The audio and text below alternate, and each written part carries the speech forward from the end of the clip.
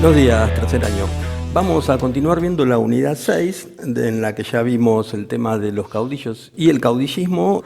En la videoclase anterior les expliqué que iba a separar el tema del caudillismo de las dictaduras, que es la cuestión sobre la que vamos a estar hablando en este video de hoy. El tema de las dictaduras es un tema difícil, porque siempre, en todas las dictaduras, hay muertos, hay abusos, hay suspensión de la Constitución y algo bastante difícil de comprender, que es que no es un país invadiendo a otro, sino que son gente del mismo país las que llevan adelante estas dictaduras y gobiernan en contra de las mayorías. Se toma a los propios compatriotas como el enemigo e incluso las dictaduras militares, sobre todo, se comportan como invasores. Tratan al pueblo como una fuerza de ocupación, trata a los habitantes de un país ocupado. En esta unidad del manual se habla principalmente de las dictaduras en Latinoamérica, que hay de distintos tipos. Vamos a estar viéndolo. Otra particularidad de las dictaduras, en Europa también hubo el señor Hitler, el señor Franco en España, Mussolini, Stalin,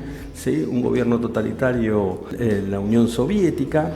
Pero, ¿qué particularidades hay? Nunca, jamás en la historia, hubo un pueblo latinoamericano ingiriendo, ¿sí?, en la dictadura de algún país de otro continente. O, por ejemplo, propiciando golpes de Estado, apoyando con la venta de armas, etcétera, a dictaduras de otros países de otros continentes. Existe un viejo chiste que dice: ¿por qué en Estados Unidos no hay golpes de Estado?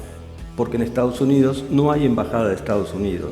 Todos los golpes de las décadas de los años 60, 70 del siglo pasado, incluso hasta los años 80, fueron propiciados por Estados Unidos en Latinoamérica. Todos. En ninguno faltó la presencia de la embajada estadounidense, de la CIA y del gobierno estadounidense, excepto por un muy breve lapso entre 1976 y 1980, cuando Jimmy Carter gobernaba al país del norte. Siempre estuvo Estados Unidos detrás de los golpes de Estado en Latinoamérica. En Argentina en 1976, Chile en 1973, Uruguay en 1973.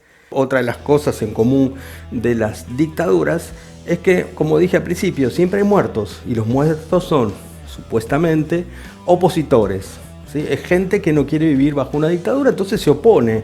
Obviamente, si no hay dictadura, no hay oposición a la dictadura. Como surge la oposición a la dictadura, se la ataca. Las dictaduras siempre son totalitarias. Ahora vamos a ver un pequeño video donde aparecen algunas explicaciones al respecto.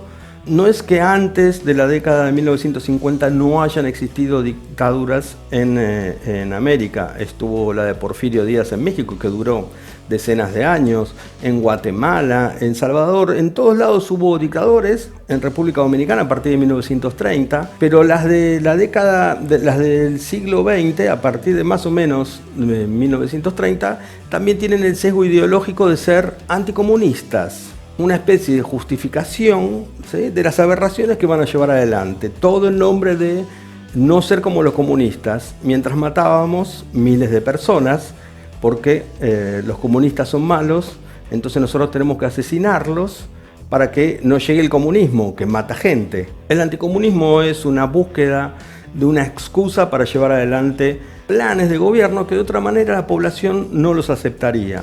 Y esto se vio en todos lados, de vuelta a Chile, de vuelta a Argentina, de vuelta a Brasil, de vuelta a Uruguay, Perú. Es como una nueva forma de imperialismo de parte de Estados Unidos. En lugar de ir e invadir Puerto Rico, en lugar de ir y poner las fuerzas militares en Filipinas o en Cuba, se pone un gobierno títere, criado y educado en la Escuela de las Américas en Estados Unidos, por ejemplo, o en técnicas antiterroristas que se aprendieron de la experiencia francesa en Argelia, que era una colonia francesa donde por primera vez los militares empezaron a usar la tortura y la desaparición de personas para asustar, ¿sí?, y controlar al resto de la población. Ustedes conocen a Rafael Leónidas Trujillo, de quien se cree que aproximadamente mandó a asesinar a más de 50.000 personas en sus años de dictadura. Así que ahora vamos a ver un video donde se explican las bases de las dictaduras, ¿sí? Hay algunos ejemplos,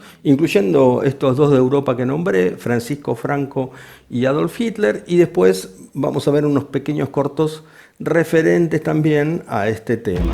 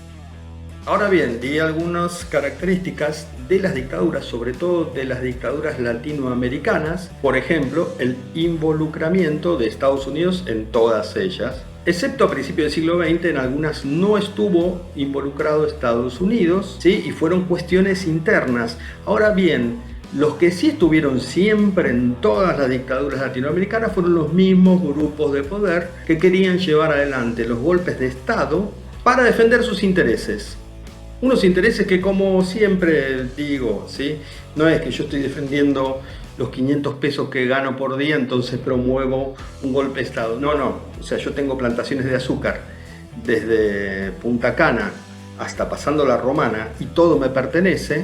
Y como van a tocar mis intereses, ¿sí? Que son intereses de cientos y cientos y cientos de millones de dólares, y no quiero, promuevo un gobierno que defienda mis intereses y no los de la mayoría. Entonces, estos factores de poder dentro de los países siempre estuvieron involucrados en los golpes de Estado. En Latinoamérica, estos factores de poder tienen que ver con las oligarquías, ¿sí? Con los dueños de las tierras.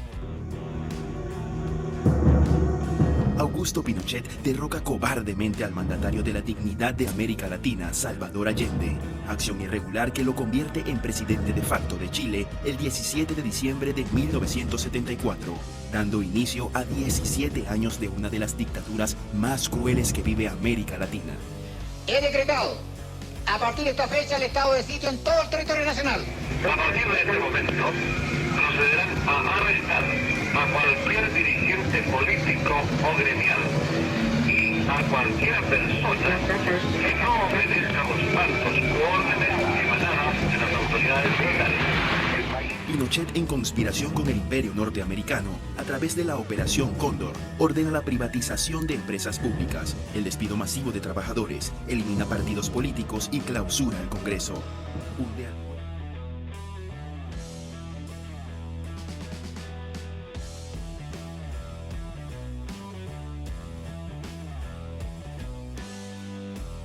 Se comunica a la población que a partir de la fecha el país se encuentra bajo el control operacional de la Junta Militar.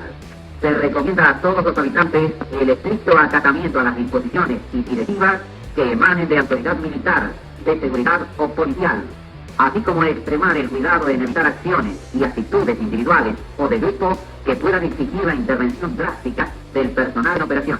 Firmado Jorge Rafael Videla, Teniente General, Comandante General de Ejército. Emilio Eduardo Acera, Almirante, Comandante General de la Armada. Orlando Ramón Agosti, Brigadier General, Comandante General de la Fuerza Aérea. Siempre se utilizaron a los militares para llevar adelante estos golpes de Estado. Fueron el mascarón de proa, digamos, el ariete, ¿sí?